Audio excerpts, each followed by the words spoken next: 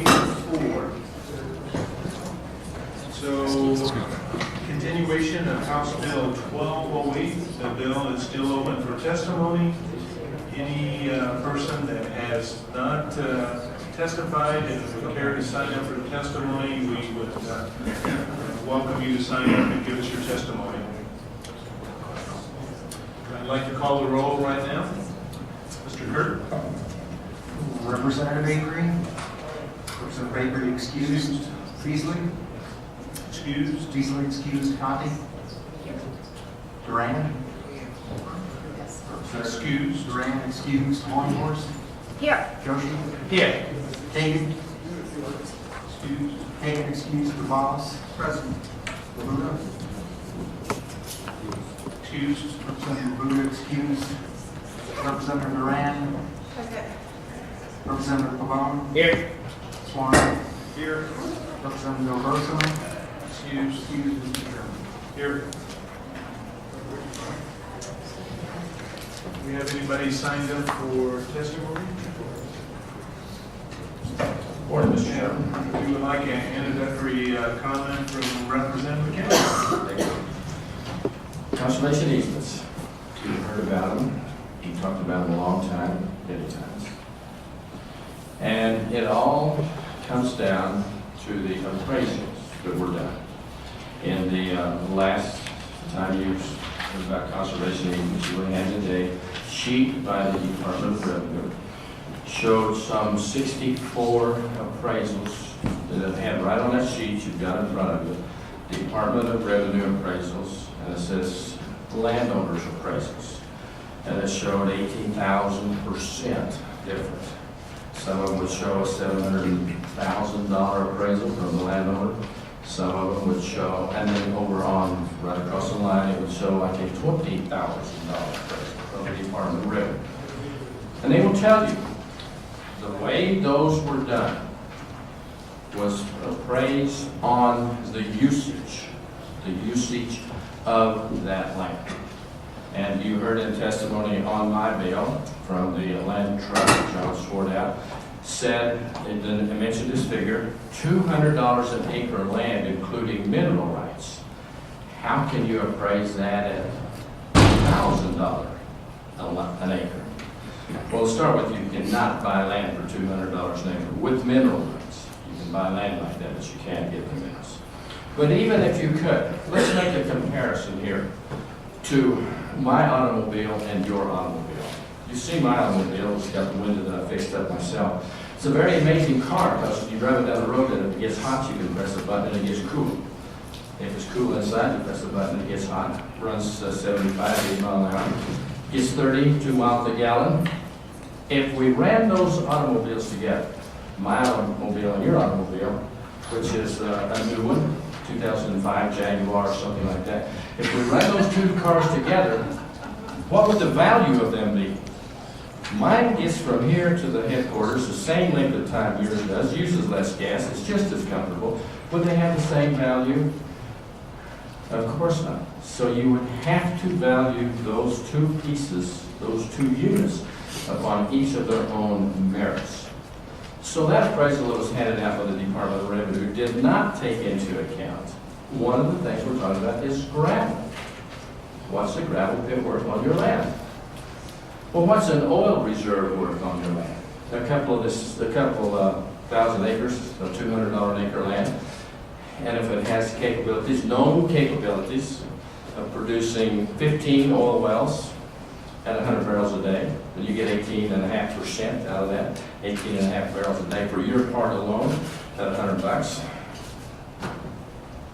$1,800 a day. And how could you value that land the same as if it didn't have that oil producing, that wealth producing potential?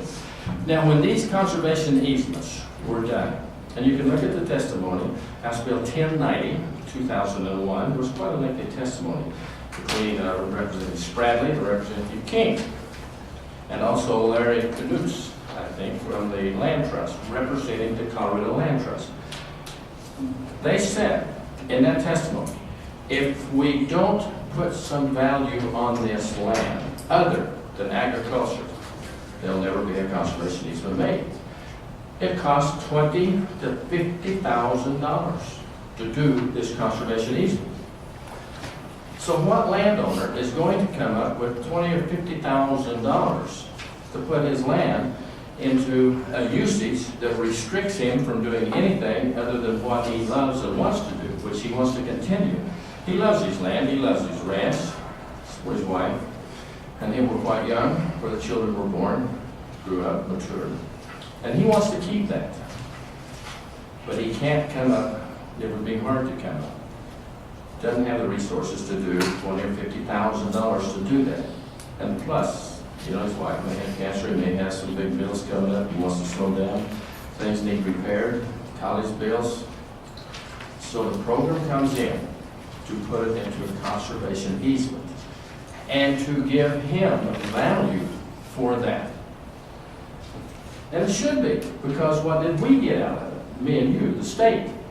We got open space, we got wildlife habitat, we got natural settings. It's good for the atmosphere, it's good for us. We recognize the value. So we went out and did appraisals. Colorado certified appraisals. I've got a letter here, and it goes through and tells how they did. They appraised it on these grounds and turned in, and it was accepted, and they got a tax credit for it. And of course, the landowner, we don't have that much taxes. It's mentioned in that testimony many times. We know these people are land rich and cash poor. It's amazing how many ranchers I know, $500,000 to $1 million net worth is, you know, common, very common. But to come up with $10,000 on a moment's notice is pretty difficult. So we give value. We did that. We made a deal with the rancher. And now we're saying we want the money back. They did those credits. And now rancher with the credits, they're worth nothing to them. Look in your billfold. What's the $100 bills that you got in your billfold worth? Only what you can convert them into. A tax credit is only worth what you can convert it to. And why would you spend money to get a tax credit that has no value? Because you're not going to ever have any taxes. At least in my case, I haven't paid any taxes, very many income taxes for 20 or 30 years, because I simply haven't made enough money. And this job's not contributing a whole lot to that. That is really the conservation easement. That's how it happened. So they made a deal, they made an honest deal with the state, and the state says no. And now when we come back, and how many times have you been told that you called the Department of Revenue and they said, well, we cannot give you that information because we are bound by statute 3922, no, that's not it, sorry. We are bound by statute 2921 113, and that plainly says no employee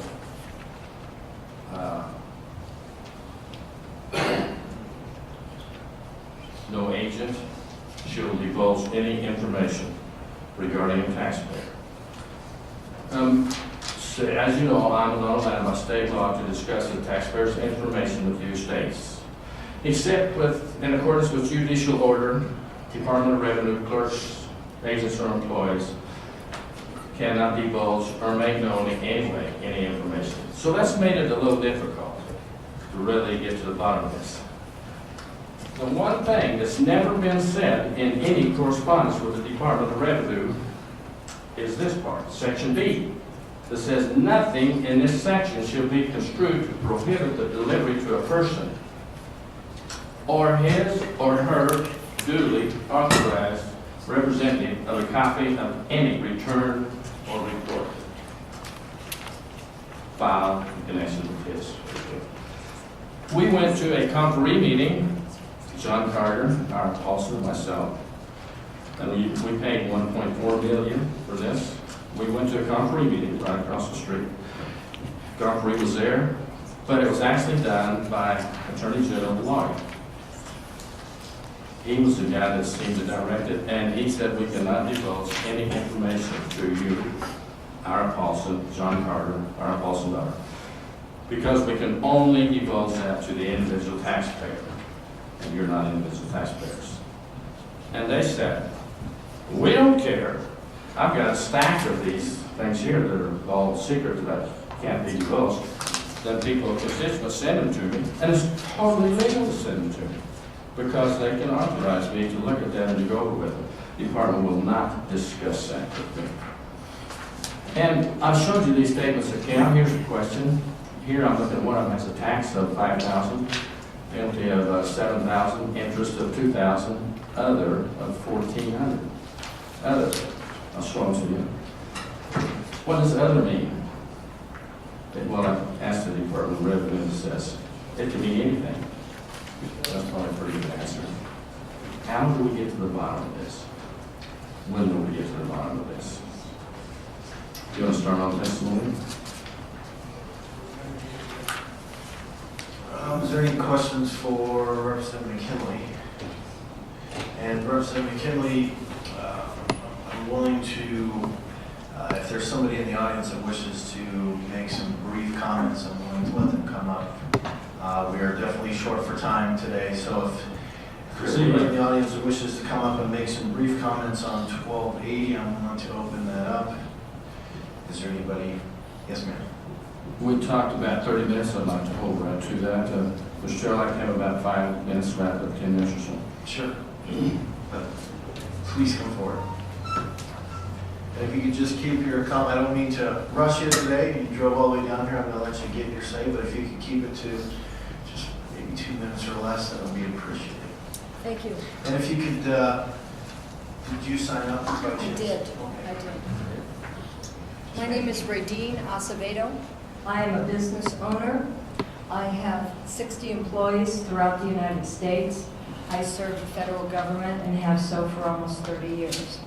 I pay a lot of taxes to the state of Colorado, California, Georgia, Virginia, Maryland, and I'm proud to do it. I believe in what we provide in this country, and I believe in paying for the services that we get. I want to thank you all. I have listened to the testimony of the past 2 hearings that you have had over Representative McKinley's bill and Representative Hoover's bill. It's hard to take time away from my office and my employees. I am hiring people, I do provide jobs, and I do provide revenue for a lot of states and federal government. I am proud to pay taxes. I don't have a problem paying taxes.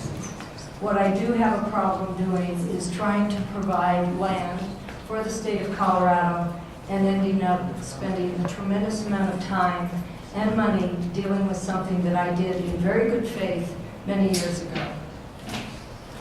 The current situation where the Department of Revenue has disapproved our conservation easements and given 0 value to extremely valuable property that we donated and now cannot use, sell, or develop, assessed us gigantic interest and penalty from tax returns dating back many years, and threatened further actions against us, people who did things by the book, by the law, and honestly, hired certified appraisers, spent a lot of money for appraisals, hired lawyers, hired people to do this the right way. I'm a business owner.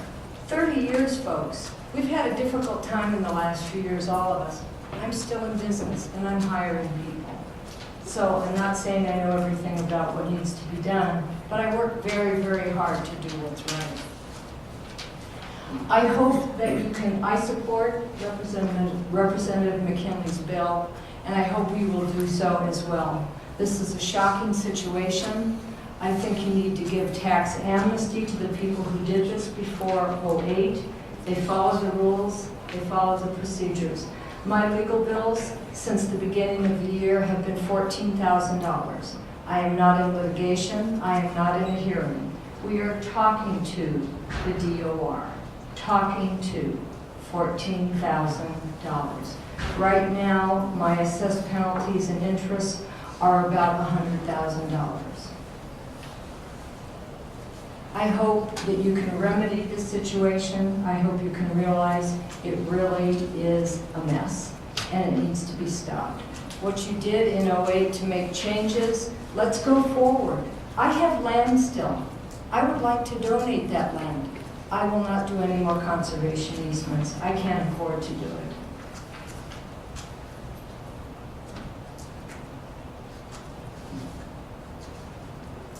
I'm shocked by the amount of money that the state of Colorado is spending. I think it really is a travesty. I think the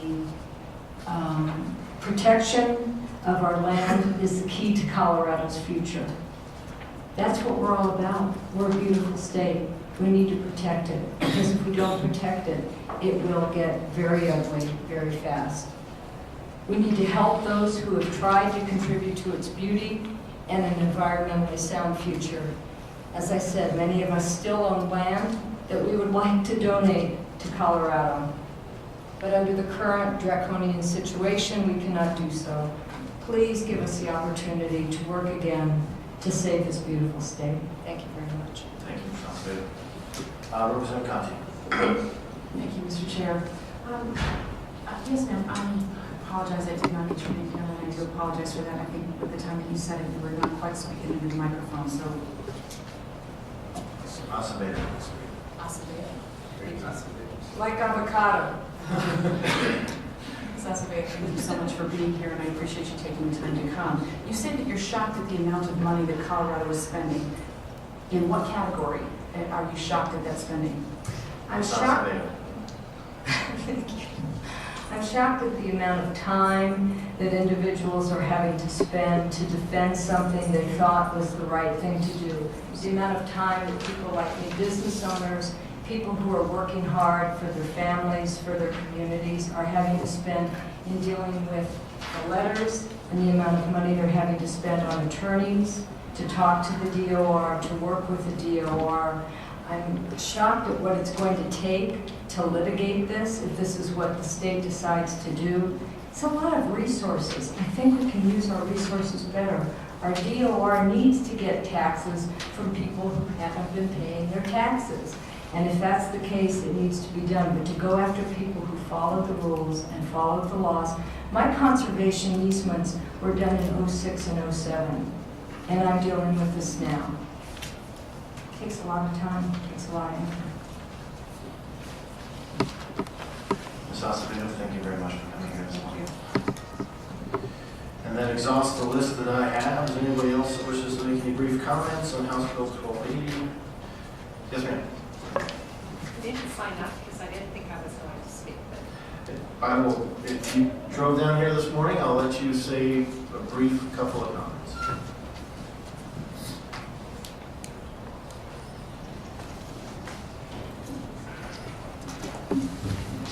good morning, Thank you for everyone. joining us this morning. If you can just please state your full name for the record, if you represent anybody. And then, like I said, I'm not trying to be rude, but we are Sure. huge time constraints, but you drove here. I want you to be able to say your piece, but if you could keep it to the point, we'd appreciate that. Sure. Valerie Emmett from Lamar, Colorado. And I do want to thank you guys. I guess this is our closest group of you that worked for the year and know that, you know, we have had some people listening to us and don't feel like we have a lot of listeners. And just a lot of things that have gone on that you trust some people, and I won't use those names. But it's just hard to find trust right now. Things that they say they'll do, will not do, and go behind the scenes.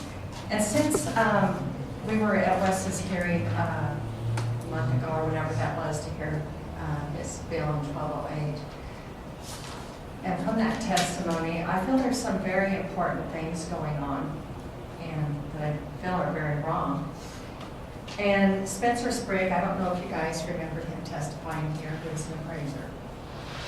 Since that last hearing, they are going after him to revoke his license and his partner. And also, there's rumor going around that they're going after Trevor Ellis, who is a geologist, and he was in the testified for the Temple and Esper trial. he has like a 10-page credential on him, and it really concerns me that they're going after all these appraisers. I just feel that they're getting their case here, just trying to bump everybody off that has anything to do with these conservation easements. And it just, I don't know, I couldn't go to bed sleeping knowing that there's good people that have been doing their job for years, and now they're just, saying that they're just all bad people. And I just encourage all of you to stand behind, this is wrong. And to look into this, and that that the state gets away with this, that they make their program, we all follow the rules. And just a lot of these things that I just feel are so wrong. And I just want that awareness out there that this is going on. And also, the Senate's Finance Committee, they were wanting to make an amendment to Marcia's bill to rescind the notices and stuff that have come out until, penalties of interest. And I know Philip Horwich said that these the deficiency notices that have been sent out were just computer glitch errors that have already been rescinded. So this amendment is not necessary. And I can tell you that is not true, because we are in that situation with our buyers that have paid and nothing was rescinded. So it's very hard for us to sit back when you hear things that are not true, that are being said. And I understand for all of you, you go off of what people say.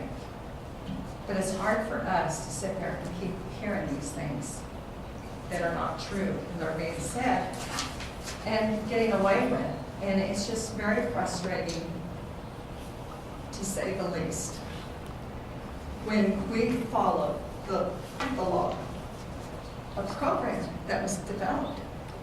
I would never trust another program. I have lost all my faith and trust in the state of Colorado. And one other point I wanted to make.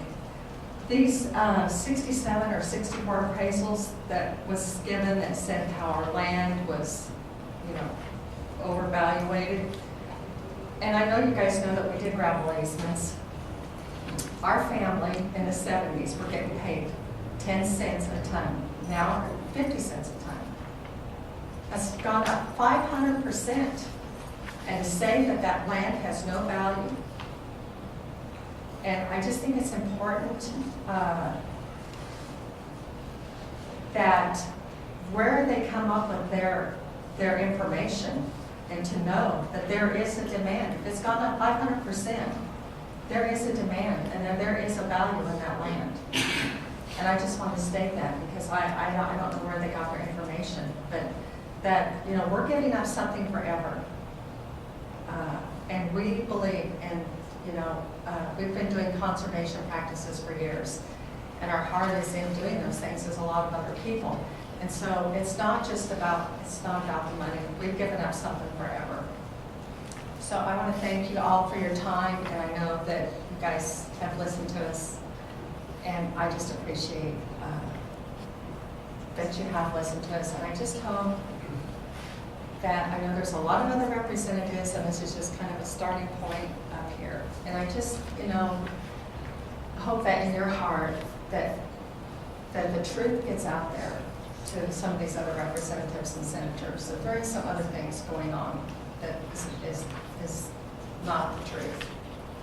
So I want to thank you for your time and letting me speak. I wasn't planning on coming up and speaking, but things that Wes has said triggered some things in my mind, so thank you. Ms. Emery, thank you very much for coming today. Questions? We're about out of time, I'm going to do a wrap up. And yeah, with that, the testimony phase is closed. Members of the committee, when we last left this, we actually had adopted Bill 003. So that essentially became the bill. So that was the only amendment that I believe we placed on this bill. Was there any other amendments anybody wishes to offer at this time? Seeing none, the amendment phase is closed. We are now to the final wrap-up phase. The appropriate motion would be 1208 to the Appropriations Committee. Is there? Got a little wrap up before we do that. I'll let you wrap up as soon as we get to that. Is there a motion to appropriations? So moved. Moved by Representative Conti, Second. seconded by Representative Duran. All right, now Representative McKinley, sorry about that. Some information. And it's like it says here. We worked really hard to come up with something that protects open farms and ranches and open space in our city. And I know you guys, the deal is, you're supposed to defeat this bill. And if it passes, it's not going to. Because it's not going for appropriations. And we don't have time for it to go anywhere. But, you remember the story from last week? Why Kate is here, Representative Kate. How could that have happened? It was raised because good people did nothing. Because government got out of control. Our government's not out of control. But it's going there. I guarantee you, when you have people from the Department of Revenue coming in here, busting in here in the middle of the hearing, like they did, unannounced. And when you let government employees that administer this say, we can do nothing, and hide behind a statute, and read half of the statute, you know, it's a good thing I like to read, because there's more to it. And I know you don't want to hear this again. This is it. This is the shit. But I guarantee you, if you pass this bill, it'll stay alive, and it will be. If you don't, if you say, we agree, what are you agreeing to? You're agreeing to a government out of control. And it will be over. It will end someday. When you are silenced. When nobody stands up, it's over.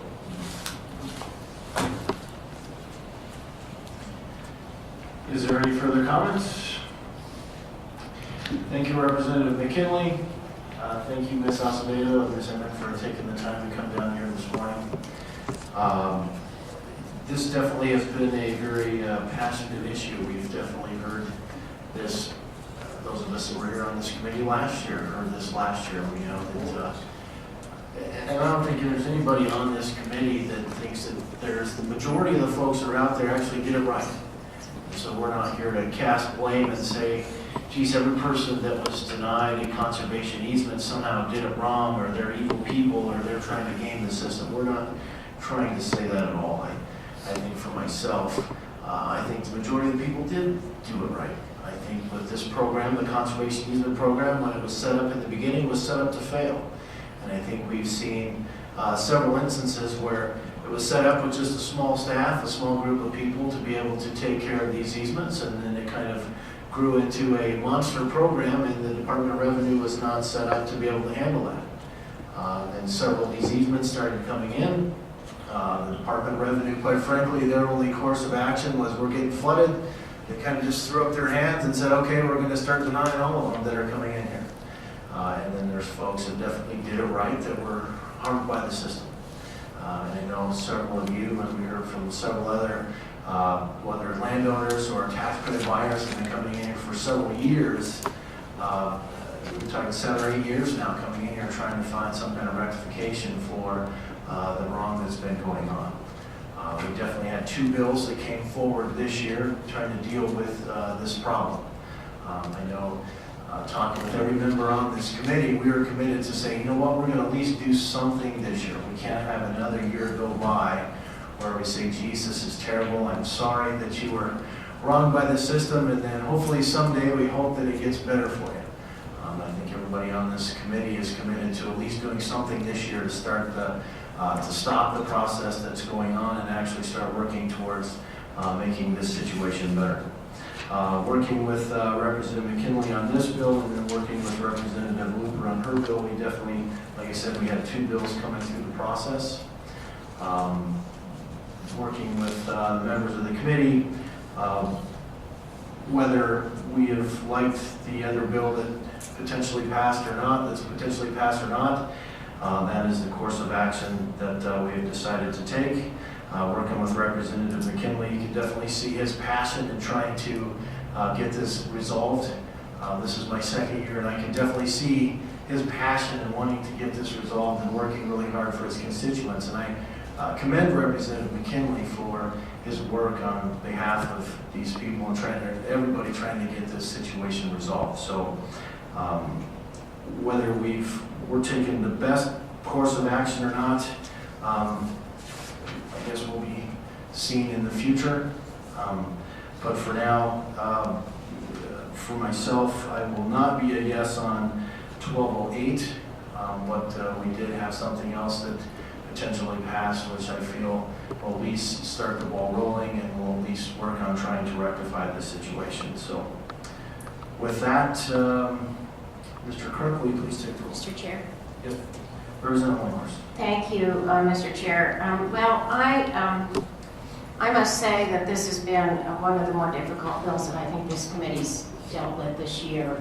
And it's difficult because of the people that I think have been placed in a very bad position here, and the state as well in a very bad position. I serve on the Appropriations Committee, and this is a motion to the Appropriations Committee. The prime reason that I will vote against this bill on appropriations is because it has a huge fiscal note. And one of the things about Senate Bill or House Bill 1300 that I think is very helpful to all of us is that it did come up with a funding source so that we can get ourselves out of this jam. And so this bill is not supportable coming out of appropriations, but I do believe, in honor of the folks that have spent so much time testifying here, and in honor of Representative McKinley, who's done a tremendous amount of work on this, even though I think in the final analysis it will be House Bill 1300 that moves forward, and also to keep a little pressure on the Senate to make sure that they don't mess with 1300 too much. I'm going to be a yes vote on this bill coming out of finance. Representative. Thank you, Mr. Chair. I think for exactly the same reasons that Representative Wood was going to be yes, I'm going to be a yes as well. Let's be realistic, it's not going to get out of appropriations.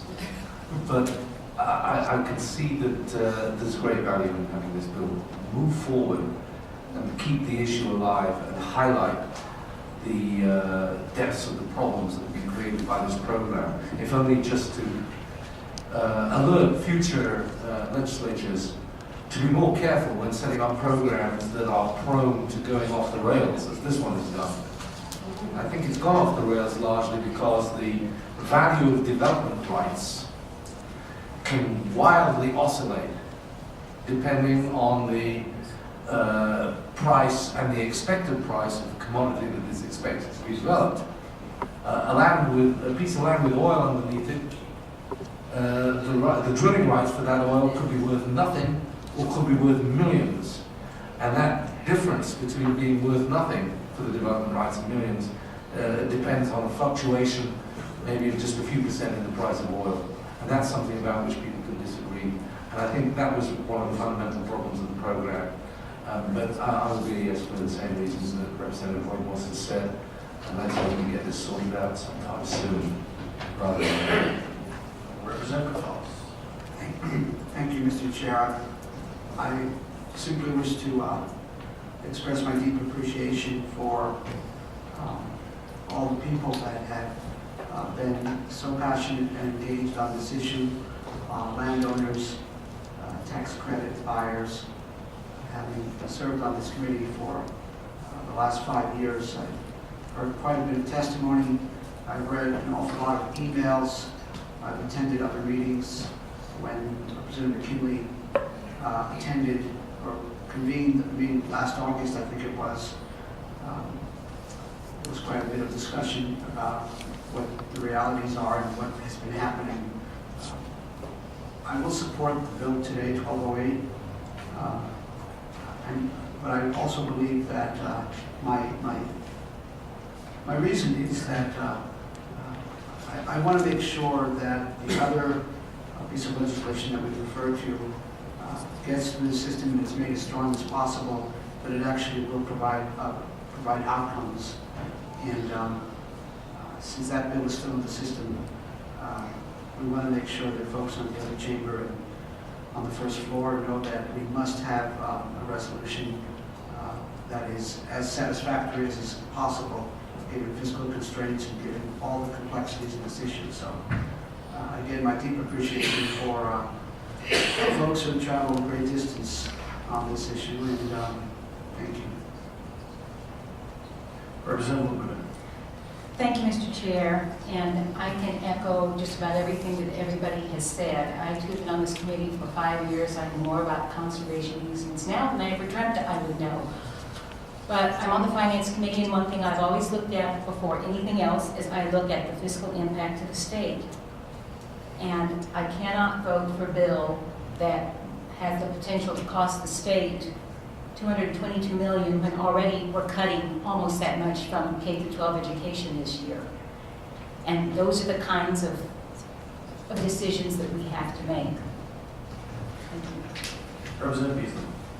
Thank you, Mr. Chair. And, I mean, with House Bill 1300, I mean, one of the concerns I do have is that it's not going to provide the significant short-term relief that I would like to see. But I think the reality is that bill this year, finally, to do something for these folks, is the one that's going to go forward and do something. And for that reason, I'm going to be a no on this. I'd love to let the mean people over at appropriations be the no, but the fact is it's before the Finance Committee today, and I'll take responsibility for that. And I do think as we go forward this year with House Bill 1300, we need to watch that and make sure that it is providing the short-term relief that is needed, and that it isn't dragging people's misery out who acted in good faith, and take very quick action in the next session if we don't feel that that's moving forward in a satisfactory manner. And with that, Mr. Kirk, will you please take the roll? Representative Avery? Excused. Representative Avery excused. Beasley? No. Connie? Yes. Duran? Yes. Hollingworth? Yes. Joshi? No. Kane? Yes. Foss? Yes. Labuda? No. Pavone? Yes. Swan? No. Swartman? Yes. Mr. Chairman? No. And on 7 to 5, House Bill 1208 goes to the Committee on Appropriations to keep the pressure on our folks in the Senate to push forward the 1300. And next up today, we have